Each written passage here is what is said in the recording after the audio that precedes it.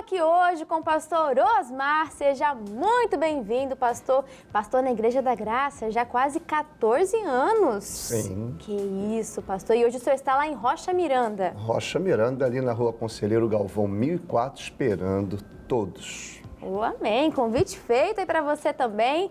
Esteja presente com o pastor Osmar, que tem aí quase 14 anos de experiência, de palavra de Deus, sendo usado por Deus, também vai poder abençoar aí a sua vida. E vai poder também nos abençoar aqui no Diz Aí. Vamos conversar hoje sobre um tema que, pastor, de repente alguém já de casa já fez essa pergunta. Será que eu sou realmente salvo? Como que eu posso saber se eu estou salvo? Existem características que eu posso identificar na minha vida, fazer uma autoanálise, estou com a salvação garantida. E aí, pastor, o que o senhor diz assim logo de cara sobre o tema? O programa já é Diz Aí. Diz aí, pastor. Hoje eu vou evitar um pouquinho de falar da África, porque onde eu vou todo mundo quer saber da África. Ninguém quer ir lá, mas quer saber como é que é, né? Mas é interessante o tema porque se tem dúvida, por que não está? Se tem dúvida da salvação, no meu ver, é porque ainda não está salvo. Mas aí vem a pergunta, por que a dúvida? Por que a dúvida? Porque se eu levo uma vida reta, de acordo com os princípios, eu não posso ter dúvida da minha salvação. É claro que até mesmo a salvação, ela vem pela fé. A pessoa que está fazendo tudo certinho, que é impossível fazer tudo certinho, já que nós somos imperfeitos enquanto estivermos nesse mundo. Nós somos justos, nós somos justificados. Justificados. E ai de nós se essa justificação não vier através do Senhor Jesus. Hoje mesmo eu orava, apaixonado por Jesus como sempre, eu falava, o Senhor é a minha única saída, a única esperança. Se eu tivesse que estar diante do trono do Deus Pai, sem o Deus Filho, eu estou condenado. Porque a salvação só vem através do Senhor Jesus. Só Ele pode perdoar os nossos pecados. Agora imagine, Júlia, se a pessoa ela não quer Jesus, qual é a certeza de que ela vai estar salva? Sim, se Ele é o único caminho. É o único caminho. E a verdade. É como se nós tivéssemos que chegar diante de um juiz sem um advogado. E sem conhecer nada praticamente ali. Nada do direito. Sem poder falar nada. Nada, sem se defender. A primeira pergunta do juiz, a gente já não vai saber o que responder. E diante do acusador, então, pronto. E o acusador te conhece, me conhece. A partir do momento que a gente chegou nesse mundo, o acusador nos conheceu. Ele não nos conheceu antes, mas a partir do momento que a gente entrou nesse mundo, o acusador passou a nos conhecer. E começou a anotar todos os seus pecados ali. Ih, fez tal coisa, respondeu fulano, pecou aqui, pecou ali. Te instigou a fazer o plano dele, incluir no plano dele. Eu até falava que hoje nós estamos, sem perceber, mas estamos colhendo exatamente frutos de uma estrada que a gente decidiu lá atrás.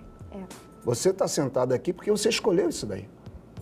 Aí alguém diria assim, não, é porque é filha daquele grande homem de Deus, o doutor Nobre. Né? Não, você escolheu estar sentado aqui e o Deus que te viu antes de nascer, o diabo só te viu depois, Deus te viu antes, ele te ajudou a trilhar. Agora, você que teve que dizer que sim. Então, quando a gente pensa assim, eu quero a salvação, Deus é o primeiro que vai ajudar essa pessoa a chegar aonde ela disse que queria, a salvação. Aí começa o projeto. Eu posso falar mais? Você pode ficar à vontade, pastor. Esse espaço aqui é pro senhor. Não faz isso, não faz isso. Não faz isso que o convidado ele é meio atrevido. Veja só, quando Elias se cansou, espiritualmente falando, ele falou, não quero mais viver. Para mim já chega.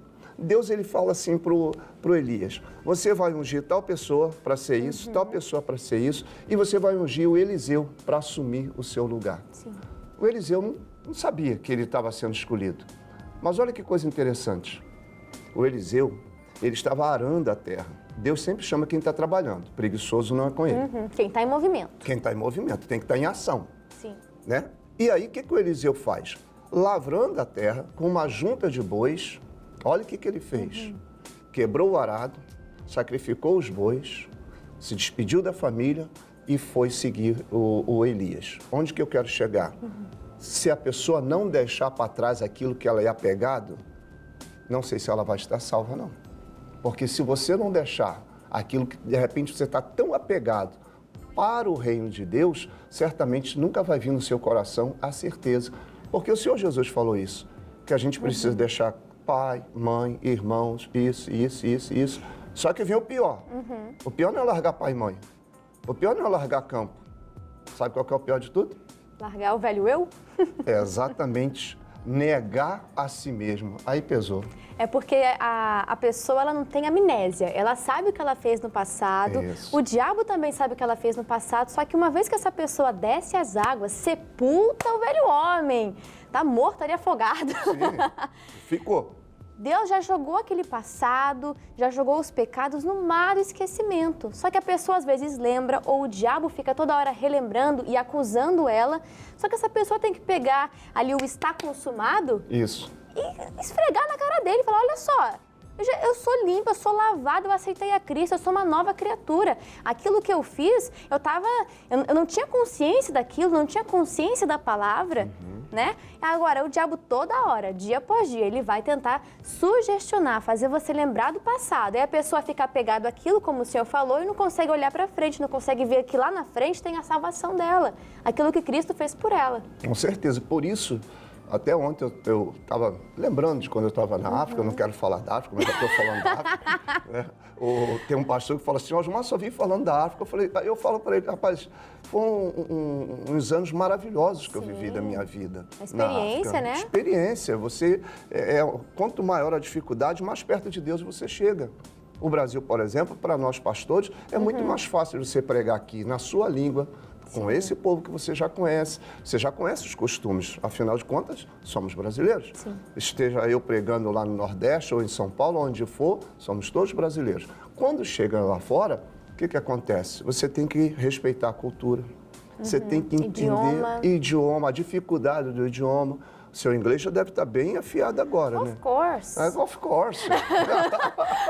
Vocês entenderam, né? Ela disse em inglês, é claro. É claro que... Não, é claro que não. Então, ontem eu estava falando, gente, eu não vou pregar para vocês psicologia, mas eu quero que você entenda a respeito de abrir uma nova janela, que é algo que a gente aprende na psicologia. Não tem como, não adianta, ninguém consegue apagar toda a sua memória por si só. Por quê? Eu dei o exemplo do computador. Você apaga todos aquelas figurinhas que estão ali, que eu esqueci o nome agora, que fica ali na tela. Foto. Você pode apagar. Mas se alguém acionar o seu computador, ele vai lá na lata de lixo e traz de volta. Aí se você limpar a lata de lixo, quem disse que você está livre? Tem programas que vão lá no HD e traz tudo de volta. A nossa memória é mais ou menos assim, é uma coxa de retalhos, fica tudo lá. Inconsciente até, né? Porque fica gravado exatamente assim, tudo que você vê, ouve, fala, está sendo tudo gravado. Aí tem coisas que dependendo da emoção, se ela foi muito forte, média ou rasa, vamos dizer assim, é mais fácil, você nem sente. Mas se for uma emoção muito forte, vai continuar registrado e o diabo vai usar aquilo ali contra você. Tá vendo? Você está aí nesse programa, mas você fez isso. Tá vendo? Você hoje diz que é assim, mas você já foi assim. E só tem um jeito dela se livrar daquilo ali. Apagar da cabeça ela não vai conseguir. Mas Jesus não vai se lembrar daquilo ali. Só o diabo que vai se lembrar para quê? Para roubar a salvação dela.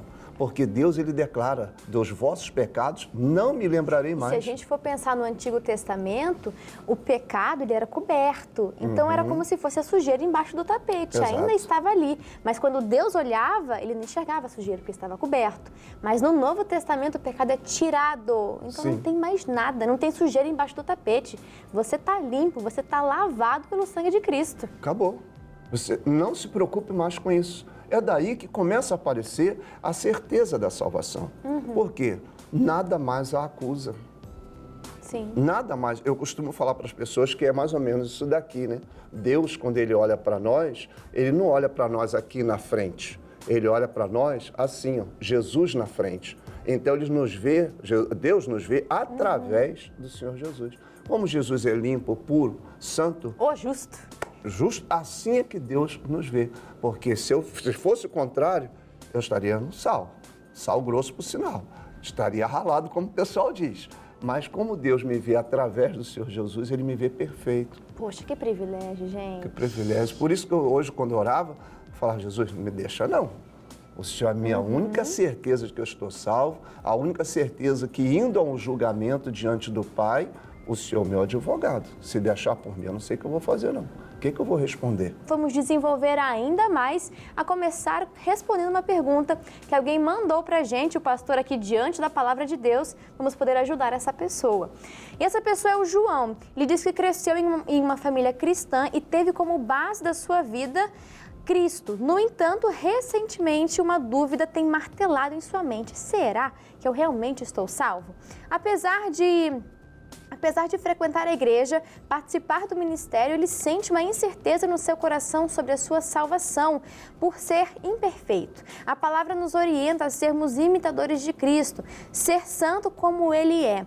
Mas será que isso é possível? E se não for, será que isso fará com que eu perca a minha salvação? Me ajude, como que eu posso ter certeza e ficar em paz em relação à minha salvação?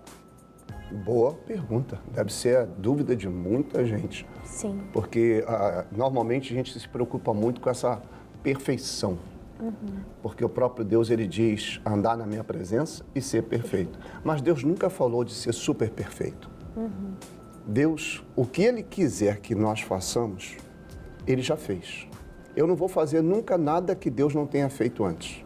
As pessoas se iludem muito achando que ela vai ser salva pelo muito fazer. Não, é muito simples. A salvação é algo muito simples. Quando a pessoa ela quer trabalhar desse jeito, né, como o João está preocupado, achando que vai ser salva por ser perfeita, não errou, não teve um mau pensamento, não falou isso, não falou aquilo outro, ela está achando que ela vai ser salva por ela. Não, ninguém é salvo por si só. Por isso que no primeiro bloco, o que eu disse? Eu sou apaixonado por Jesus e eu não tenho como me agarrar. Só Jesus pode fazer isso por mim.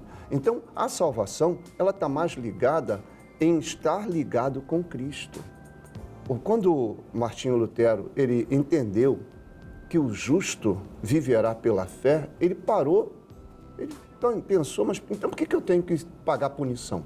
Por que eu tenho que pagar isso, isso? Eu estou lavando essas escadas aqui, se o justo vai viver pela fé, pronto. Veio um conflito. Não na alma dele, a alma dele estava em paz, porque veio agora uma certeza. O conflito normalmente é quando há um conflito de ideias. Quando você entende que você não vai ser salvo por muito fazer, você lança tudo sobre o Senhor Jesus. E é Ele, Júlia, que nos garante a vitória. Porque, como até eu coloquei aqui em comparação com o Velho Testamento, você poderia cumprir ali as 99 coisas, mas se você deixou de cumprir uma, você descumpriu tudo. Então, como que você atinge essa perfeição? Quando fala para andar na presença e ser perfeito, isso é para que você venha desenvolver a sua salvação e que você chegue ali à medida e à estatura de Cristo. Exato. Que você busque, isso é um alvo diário, que todos os dias você busque ser mais parecido com Cristo, agir como Ele agiria em determinada situação. É isso que quer dizer você ser perfeito, buscar que a sua referência de vida, de fé, seja Cristo, seja a palavra. Agora, se você for cair na religiosidade, então você está anulando o sacrifício de Cristo. Exatamente. Então, para que Cristo morreu? Se eu posso ser salvo por obras? Então, não preciso crer em Cristo. Não preciso crer em Cristo, que é isso? É só fazer as obras. Aliás, enquanto você fala, me veio esse pensamento. Por que os fariseus eram contra o Senhor Jesus? Os saduceus, os escribas, por que eles eram contra o Senhor Jesus? Porque eles achavam que era assim, adulterou, morte. E Jesus falou uma frase muito simples. Aquele dentre vós que não tiver pecado, seja o primeiro a lançar a pedra. A mesma coisa fala assim, aquele dentre vós que é santo o suficiente para ser salvo, joga a primeira pedra. E a Bíblia diz que ninguém conseguiu. Começou os mais velhos, foi até os mais novos. Todo mundo teve que lançar a pedra fora. Por que Jesus está falando? Vocês não são diferentes dela. Ela porque ela foi pego assim. Mas e vocês que não foram pegos ainda? Então não existe, a Bíblia diz que não existe um só justo. E quando a pessoa pensa que vai ser salva, como você mesmo frisou, por causa do muito fazer, ela está simplesmente dizendo, Deus, não precisa enviar Jesus nem antes nem depois, porque eu resolvo a minha vida. Eu me basto, eu me salvo. Eu sou. E aí depois a pessoa vai entender que o único eu sou está na palavra Deus. A segunda letra da palavra Deus é um E e a terceira é o eu. Deus está ali. É só Ele. Ele sim é autossuficiente. Deus não precisa de mais nada. E ainda assim conta com a Júlia, conta com o Osmar. Olha que esse Deus fantástico. Ou seja, o privilégio é nosso de fazer parte dessa obra. Saber que Ele não precisa, mas Ele quer usar. Ou seja, é uma oportunidade que Ele está nos dando. Mas o assunto é tão sério, Júlia, principalmente no caso do João que fez essa pergunta. O segredo da salvação está simplesmente em crer em quem Deus enviou para pagar o preço. Porque se eu não abraçar, não aproveitar essa oportunidade do sacrifício de Cristo, jamais eu vou ser salvo. Sim. Por mais que as pessoas falem assim, mas eu não bebo, eu não fumo. Tem gente que tem isso, né? Eu não bebo, eu não fumo, eu não faço fofoca, eu pago as minhas dívidas, eu não estou salvo, por isso não. Não. Sim. Nós não somos salvos por obras, mas para obras. Aí é um assunto interessante que eu já, em breve, quero entrar, até por conta do nosso tempo. Mas eu estava pesquisando, pastor, e aí eu caí aqui nos 3 pilares da salvação. O primeiro ponto é esse que a gente vem discorrendo, a justificação. Entender o sacrifício de Cristo, o sacrifício substitutivo. Ou seja, era para eu estar lá, mas Ele me substituiu. Substituiu toda a humanidade, carregou os pecados de toda a humanidade. E isso, quando eu entendo isso e aceito e confio nisso, aí os meus pecados são tirados. Não é nem cobertos, como nós falamos, são tirados. O segundo ponto é quando a gente fala sobre a regeneração, é a mudança do entendimento. Porque a pessoa, claro, o primeiro ponto, ela foi salva ali por intermédio da fé. Crer e aceitar no sacrifício de Cristo. Ela começa agora a caminhar, começa a conhecer a palavra, ter um relacionamento com a palavra, com Deus. Ela começa a construir isso e desenvolver a salvação. E aí vai lá em Romanos, a mudança do entendimento. Porque ela só começa igual um copo cheio de água suja. Para você poder tirar, você pode jogar, não sei o quê, mas um exemplo, você coloca embaixo da água, deixa a água limpa entrando e a água suja vai saindo. Naturalmente, vem essa mudança do entendimento. E quando a gente começa a falar de obras também, a gente pode entrar, pastor, no ponto da santificação, porque é justamente esse andar na presença e ser perfeito. Isso está direcionando sobre a santificação, desenvolver a salvação. Eu lembro de um exemplo que eu vi uma vez um pregador falando, que era se eu falasse para o senhor, olha, pastor Osmar, eu estou indo viajar, não vou contar onde eu vou não, mas na minha mala eu coloquei um casaco, eu coloquei também uma roupa bem quente, bem pesada, umas botas. O senhor jamais diria que eu estaria indo para a praia, ou o senhor diria? O senhor diria? O senhor pode não saber onde eu estou indo, mas assim... Já dei a dica. Por alto, o senhor já sabe, não é praia, acho que não é algum lugar para o campo, deve ser um lugar que Deserto muito... também não é. Deserto não é, é frio, deve nevar, algo do tipo. Então, o que a gente leva na nossa mala, isso já direciona para onde a gente vai também. Exato. Então, o que é aquilo que a gente carrega no nosso coração? Que obras que eu tenho feito também, né? Porque, como falamos, somos salvos para obras, não por, mas para obras.